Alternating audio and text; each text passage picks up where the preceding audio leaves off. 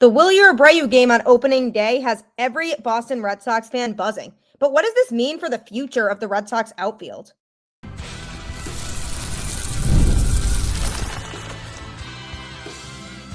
You are Locked On Red Sox, your daily Boston Red Sox podcast.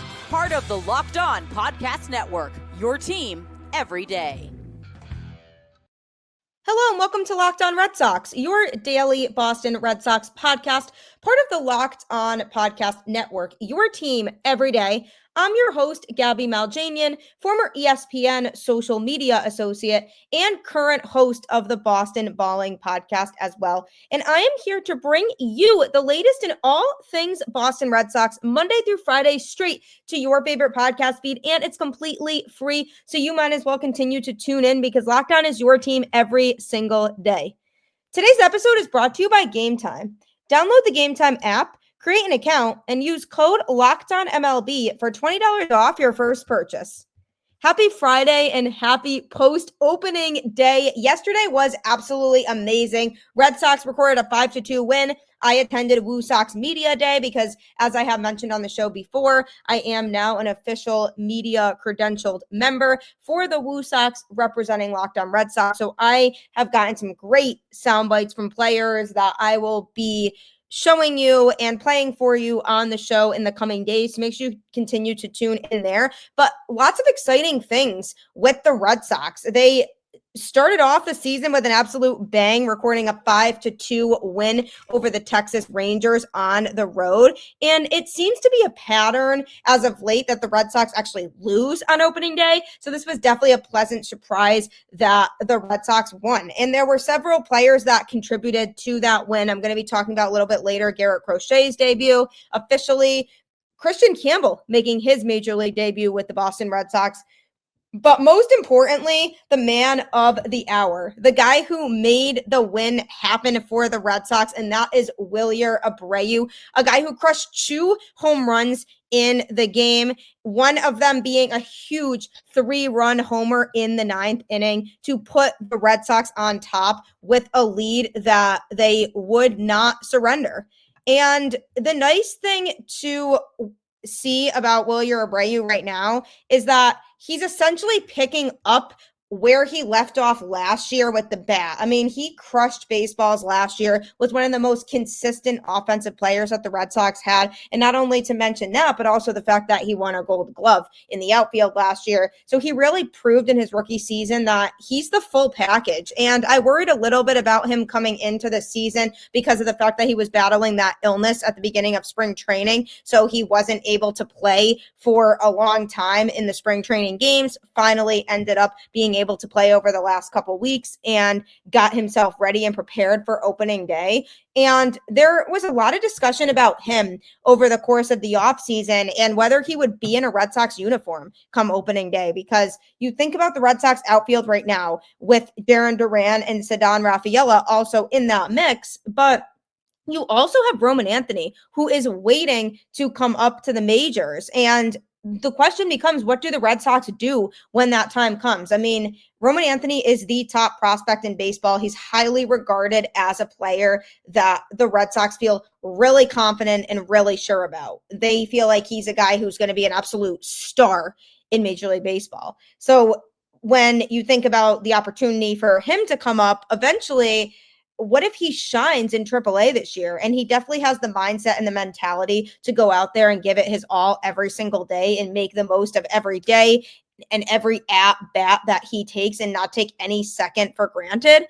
And there's no opportunities that he's going to take for granted either in this league. He just is appreciative of being here and he wants to get up to the majors so badly. I mean, I can tell from the interactions that I've had with him personally that he wants to be up in Major League Baseball. So when the time comes and the Red Sox are feeling really confident in where he's at in AAA and they want to call him up, then what happens with the Red Sox outfield? Because you have a really talented outfield right now in Abreu, Duran, and Rafaela. So one of those guys is probably going to have to be traded when Roman Anthony gets called up. And that guy might very well be Wilyer Abreu, which is very disappointing because the way that he showcased what he can do both offensively and defensively has paid dividends for this Red Sox team. And it's hard to justify them trying to trade away Ceddanne Rafaela just because of the versatility he provides, both with his tremendous outfield defense and also the speed that he brings to the table, and the fact that he can also play shortstop. So if somebody were to get injured, that could be a spot that he could play. So there's a lot of versatility that he provides, as well as Jarren Duran, who provides a ton of speed on the base paths, also a very good defender and a very good hitter in the leadoff spot. So Abreu is also very talented. So this is a good problem for the Red Sox to have because their outfield is absolutely stacked right now. But Abreu went and showed out on Thursday. He just demolished 2 baseballs. One of them was earlier in the game when he homered in the 5th inning off of Nathan Eovaldi, and that tied the game at 2 after the Rangers took a 2-1 lead.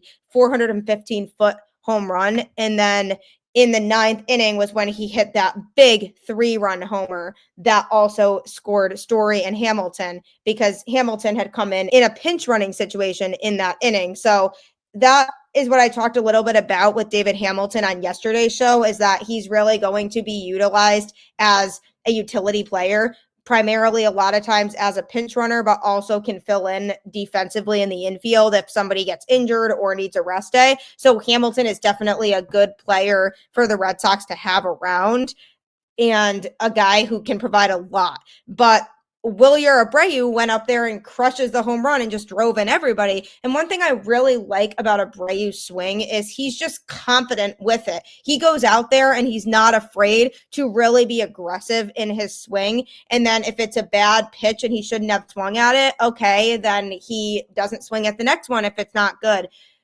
I'm not saying be super swing happy and swing at everything, but I am saying if you're confident in a pitch, don't hesitate to try to crush it. And that's exactly what Abreu does. His timing is very good, and he has a very good understanding of different types of pitches that could be thrown his way. So he essentially has picked up right from where he left off at the end of last season, when throughout the course of really the summer months and the fall, he was just demolishing baseballs. And even early on in the season too, when we were trying to feel out what type of player he was, and he was emerging as somebody who could be a talented player for this Boston Red Sox team, we were still trying to feel him out in terms of figuring out what type of ability he had and where he was going to fit in. But he has far surpassed expectations in that outfield. And for him to be able to go out there and just maintain this level of confidence, I love that about him. And even though he got hurt during the season last year, he was able to come back and bounce back from that. And he's also so far already showing, based on those last few spring training games that he played in, as well as on opening day, that he's able to bounce back from that illness pretty well too. So that ability to bounce back is huge in this sport. And I really liked what I saw from him in that regard. Now, the biggest thing that I will say moving forward that we have to look out for is Abreu going to be a power only hitter? Because I think in his rookie season, it was easy to say, yeah, he can be versatile. He can hit home runs. He can create contact in other ways, but it was a small sample size. And obviously crushing 2 home runs is fantastic. And the Red Sox do need those power hitters in the lineup. But what kind of hitter is Abreu going to continue to be? Is he going to carry it over from last year in regards to being able to have a variety of hits? Or is it going to be more of he's the type of hitter that the Red Sox could lean on to hit a home run when they really need one? So that's something over the rest of the season that I'm going to be looking to see from Abreu, is what is his identity as a hitter going to be this season, and how different or similar is it going to be to how it was last year? But he was definitely the MVP of opening day, and I'm so excited for him, so happy for him, and I just can't wait to see what he continues to do over the course of the season, because there is a chance that he could make that decision very hard for the Red Sox if they were to understand that they have to trade somebody. I could see, if he has the type of season that he is starting to have right now, them saying, well, what do we do? Do we trade Rafaela and just throw away the contract? It's definitely an interesting situation, but Abreu brings so much to the table. And if he can hit consistently at the level that he did yesterday, this offense is going to be very good, because I always looked at over the last couple years the bottom of the order as being automatic outs, and that doesn't as much feel like the case right now, especially with Abreu in that 7 hole. And that's huge for this team. I mean, Connor Wong also recorded a hit in the game in the 8th spot, but Abreu going 3 for 3 in the 7 spot just feels really good to say. So I'm hoping he continues to maintain that same level of consistency that we saw from him, and that he doesn't back down from certain pitches, and that he's not afraid to swing the bat if he feels like it is his pitch, because we have seen hitters who have been a little bit more reserved, especially earlier on in their careers, and he definitely is not reserved at all, and he's not afraid to really attack that ball if he feels like it's his pitch. So I would love for him to continue to do that. Definitely portrays a lot of confidence up there, and we'll have to see what happens when it comes to the trade situation and who gets moved when Roman Anthony's time eventually does come. Coming up, though, I'm going to be talking about a guy who made his first official Red Sox debut in a game that counted in Garrett Crochet. There's nothing better than catching an MLB game live. The crack of the bat, the roar of the crowd, and the smell of ballpark food.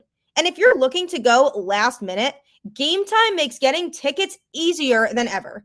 With last-minute deals, all-in pricing, and a lowest price guarantee, Game Time takes the stress out of buying MLB tickets. Plus, ticket prices drop as Game Time gets closer, meaning you can score an incredible deal. Game Time is the official ticketing partner of Locked On, and as the Red Sox regular season is now in full swing, I can count on them to help grab tickets that meet my needs. Take the guesswork out of buying tickets with Game Time. Download the Game Time app, create an account, and use code LOCKEDONMLB for $20 off your first purchase. Terms apply. Again, create an account and redeem code LOCKEDONMLB for $20 off. Download Game Time today. Last minute tickets, lowest price guaranteed. Ever since I started using Game Time, I literally haven't turned back, and I haven't used any other ticketing vendor at all. So this will absolutely change your life in the best way possible. So make sure to download the Game Time app today. It's officially underway. Yes, you guessed it. Regular season baseball. I am so excited. It felt so good watching the Red Sox play a baseball game yesterday that actually counted. I wish it was at home. I cannot wait to be back at the ballpark next week, absorbing that great Fenway Park food and watching the Red Sox play live. And one player that I can't wait to watch live in person this year is Garrett Crochet. And the Red Sox finally have an ace. And it feels great to say that, because over the last few seasons, the Red Sox lacked that true number one starting pitcher. And that was something that they were really craving and that they knew they needed to acquire in order to be a contending team. It's incredibly difficult to compete for the playoffs when you do not have that true number one starter. And it feels like the Red Sox now finally do have that. So I'm really excited about the idea of Garrett Crochet being here.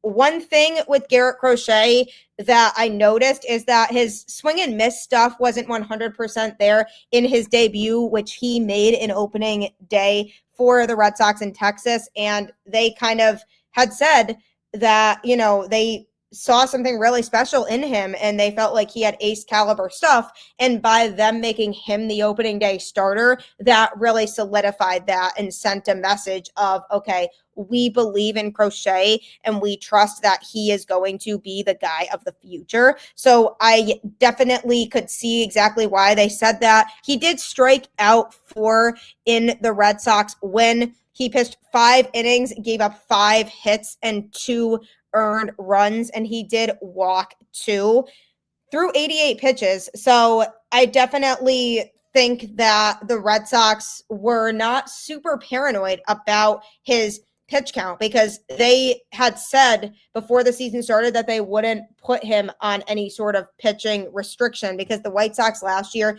did have him on a bit of a restriction because of the fact that he had experienced some injuries and they didn't want to jeopardize his longer term career. So he was on a bit of a shorter leash when it came to how many innings and how many pitches he was throwing. But the Red Sox didn't really seem to be too worried about that. He threw 88 total pitches and 61 of them were for strikes. So obviously, he was definitely generating some swings and misses, but I definitely would like to see him get that strikeout number up a little bit more. And had he pitched another inning or two, he maybe would have picked up another one. But definitely on this pace that he's on right now, he does need to pick up the strikeouts. He did walk a couple, but overall, he looked pretty solid and comfortable out there. Fastball was averaging about 97 miles an hour, had a really good cutter that he was utilizing a lot in his pitch arsenal in that game, and it worked because it was fooling hitters and they were having trouble making hard contact with it. And that's something that I'm hoping he continues to utilize. So I like that he has a variety of different pitches, at least, that he uses, and he's not heavily relying too much on one pitch over the other. What I will say about Crochet right now is that he needs to stay healthy and he needs to be able to work up his innings count a little bit more. It was obviously the first start of the season, so plenty more time and opportunity for him to be able to get there. But we do need to see him start averaging closer to 6 innings moving forward so that the bullpen does not get completely fatigued. And when he came out of the game after 5 innings, the Red Sox did use their high leverage relievers after that. Garrett Whitlock threw 2 innings and gave up just 1 hit. He struck out 1. So he looked great. He just looks in his element in the pen. I just think that's where he belongs. I think the Red Sox were pushing too much for him to be a starter and trying too hard to make him a starter. But I feel like he is at his best when he relieves. And that's what he showed in that game. And it was really nice to have him back now that he's finally healthy. So hopefully he stays that way so that he can be a contributor all season long for this Boston Red Sox team.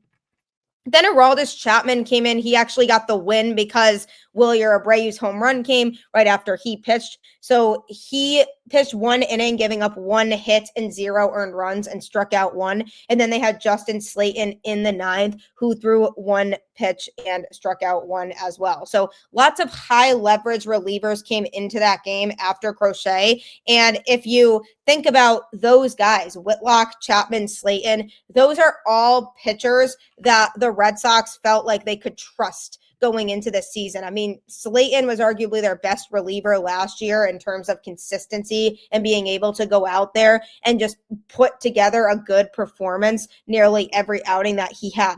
Garrett Whitlock had really dominant stuff before he got injured, and Aroldis Chapman during the course of the spring showed that he still has it, and his fastball was still traveling about 100 miles an hour, which makes it very difficult for an opposing hitter to hit. So I'm looking out for walks with him, which was good that he didn't walk anybody in his outing on opening day, but it's definitely something to be a little bit concerned about. But the Red Sox used their high leverage guys because they were in a close game. So ideally, if Garrett Crochet had pitched another inning or two, then you could have saved one of those guys because it is a 4-game series. So now what happens if tonight's game is also close? Then who do you go to in that situation? Because you have your question marks in the bullpen now between Brennan Bernardino, Greg Weisser, guys like that who were iffy last year. And then there's Justin Wilson, who didn't have great numbers before even coming to Boston. So you have to wonder what he's going to be like. You can't use Liam Hendriks because he was now placed on the 15-day injured list. So who knows how long he's going to actually be out.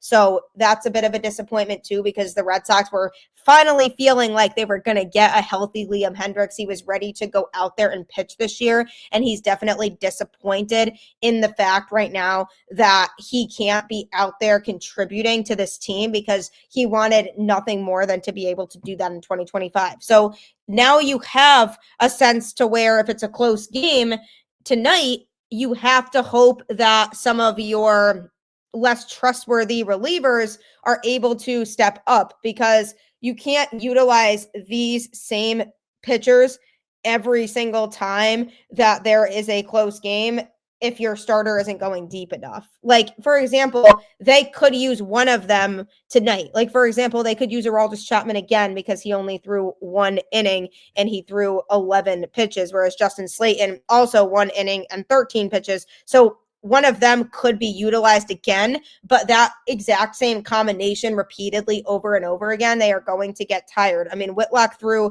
23 pitches over his 2 innings. So the bullpen was very effective in that first game, but if Crochet was able to get through another inning, that would have been really beneficial. The Red Sox were smart to pull him after 5 innings since he was already at 88 pitches. But if they can push him to be a little bit more effective earlier on in games, cut down on the walks so that he isn't racking up this heavy pitch count so that he can throw 6, maybe even into the 7th inning moving forward. But I liked the pitch arsenal that Garrett Crochet displayed. I liked the fact that he went out there and looked ready to just shove for the Boston Red Sox. And he did mouth something to himself after he gave up that first Rangers run, and he looked very disappointed. And that's the type of attitude you want to have out of a guy who's on this Boston Red Sox team, a guy who just is super hard on himself because all he wants is to put up as good of a performance as he possibly can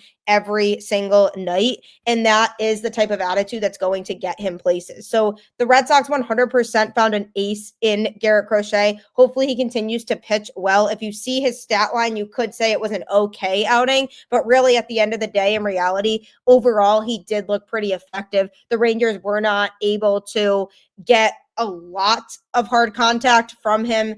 So that was super promising to see too. And obviously everything for him was able to stay on the ground. There was a deep double hit by Kyle Higashioka that scored a run. And that was about the hardest contact that went against Crochet in this game, but overall it was a lot of lighter contact, and that's good. He's not the type of pitcher who's going to give up a ton of home runs because of the fact that he just has this really heavy and strong pitch arsenal, which is good because the Red Sox did struggle with the long ball last year in terms of their pitching staff. So I really like Crochet. I liked a lot of what he brought to the table in Thursday's start, and I'm really excited to see in the next few days when he comes back up again, if he's able to maintain that same level of consistency, because an ace is consistent. And that's the biggest thing that we're looking for still, is there's no doubt that he has the stuff to be very, very good for the Red Sox for a long time. It's just a matter of, is he going to be able to stay consistent and be that same pitcher that we saw on Thursday for the rest of the season and the starts that he makes. So I'm feeling pretty confident in him. I like the idea of him in a Boston Red Sox uniform. It just really hits different and is very exciting. So looking forward to seeing what he can do with his time in Boston over the rest of this season. And another player I'm super excited about is a young one who made his debut and had gotten a lot of hype surrounding that. So I'm going to be talking about Kristian Campbell next. Baseball season is in full swing, and there's no better way to get in on the action than with Prize Picks, the best place for daily fantasy sports.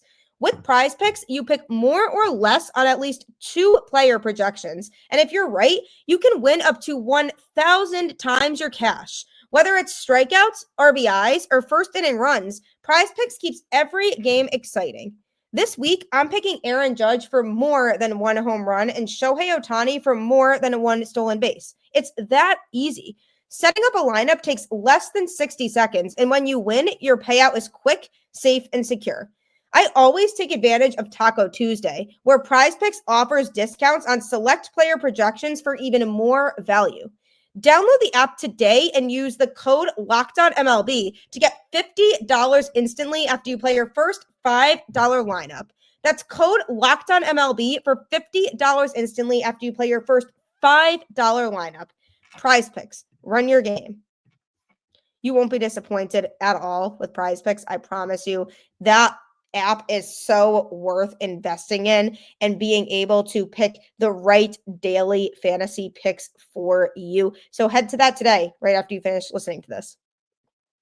Happy opening week for Major League Baseball. We are finally back. It really feels like Christmas morning on opening day when you're just dying to have baseball back and it's finally here and there's so much hype surrounding your favorite team and you're so excited about it. And now you're like, wow, here we are, and the Red Sox are playing again. And the Red Sox certainly played, and they made a statement in a 5-2 win. They primarily means Wilyer Abreu. But another guy who contributed offensively to that efforts was Kristian Campbell, who people were very excited about getting called up. And he did struggle offensively in the spring, so I wondered how he was going to look offensively in the game. Was he going to look really nervous and hesitant to swing the bat? But he really overall did not look super reserved when it came to trying to swing that bat. He looked like he wanted to go out there and make hard contact, and he certainly did in this game. His family was all there watching, and that was very special for him, and they were all so excited. He went 1 for 3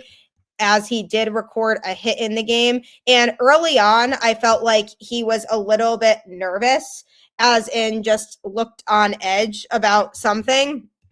But he did admit that he had to settle in. And earlier on in the game, he was definitely a little bit hesitant about things because he was nervous. But as the game progressed and he was able to settle down in the second half, he felt more and more confident in his abilities.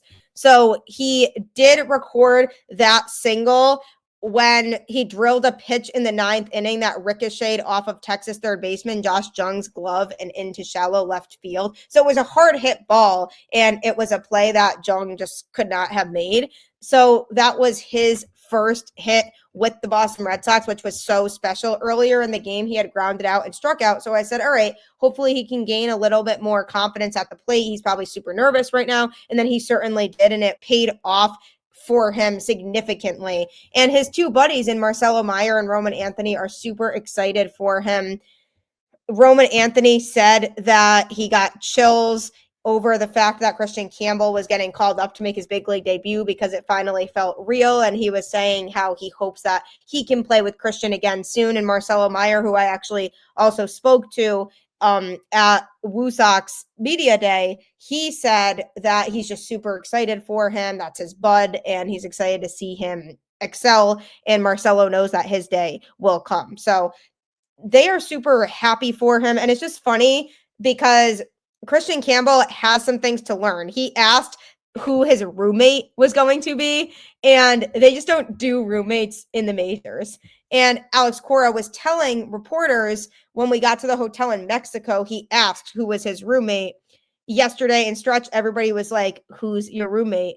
And everybody kind of kept going. And then he met with Campbell and talked to him about his routine and what to expect. And then he said at the end, by the way, there's no roommates in the big leagues. And he was like, oh no. So definitely lots for him to learn about being a Major League Baseball player, but that just comes with the territory. If you are getting called up for the first time, you don't know the routine. It's like if you start a new job, you don't really know what the routine is for that job and where you're supposed to be when. So there's definitely lots of things that you are still learning along the way. So when it comes to this situation with Kristian Campbell, he'll learn and he'll figure it out, but he looked good in his debut, and him making a mark shows that the Red Sox are in really good hands at second base moving forward. They have a guy who's really special, who wants to go out there and win. And when it comes to the Red Sox middle infield, I mean, this was a situation they had been figuring out for a while. And even last year,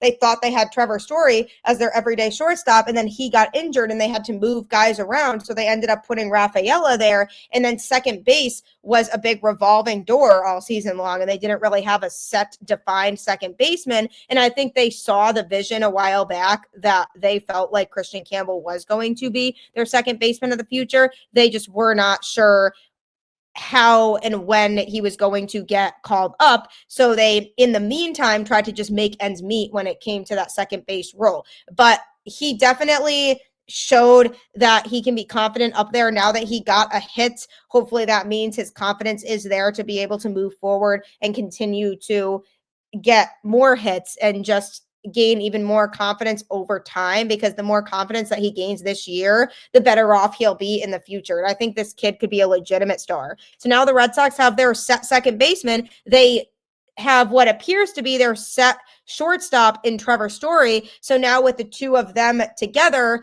hopefully that can be a solid middle infield. And then if Story does get injured, they do have Marcelo Meyer waiting around, who had a really strong spring for this team. And I'm sure he's itching to get his call up too. Or if Trevor Story does need a rest day, then they could stick David Hamilton in there for that one day, because they wouldn't want to call Marcelo Meyer up to play that one day and then just send him back down to AAA. He's the type of player that once he gets called up, he's going to be up. So it feels really good that the Red Sox have a defined second baseman now. Hopefully this doesn't lead to Campbell seriously struggling a lot. And I do think in the month of April, he could struggle, which is a rookie thing. As you're getting acclimated and getting yourself used to everything, you could see yourself starting to struggle and getting in your head of, there's a lot of pressure here. It's a lot more intense than the minors. And I could see that maybe happening for him if it's all overwhelming. But he has just motored through the Red Sox system. So I'm inclined to believe that he won't really struggle with those types of fears. And he definitely kept his composure up there, looked a little bit nervous at first, but you could tell as his at-bats went on that he looked better and better. So I'm really excited about what Kristian Campbell can do. Big takeaways from the opening day game. Wilyer Abreu continues to absolutely crush it. Red Sox could have a problem with their outfield moving forward. They found their true ace in the starting rotation in Garrett Crochet, and they have a really special rookie in Kristian Campbell who has solidified second base for them. So lots of good vibes and lots of things to be excited about here as we continue throughout the rest of the season. I do appreciate you tuning into Locked On Red Sox and making it your first listen today. Next, check out the Locked On MLB season previews. Every contender, every division, everything you need to know. Find all 6 episodes on Locked On MLB on YouTube or wherever you listen to podcasts. It was super fun recording that with the other AL East hosts, and they have a lot of faith in the Red Sox too, so definitely check it out. Like I always say, keep the faith, go Red Sox, and I'll catch you on the flip side.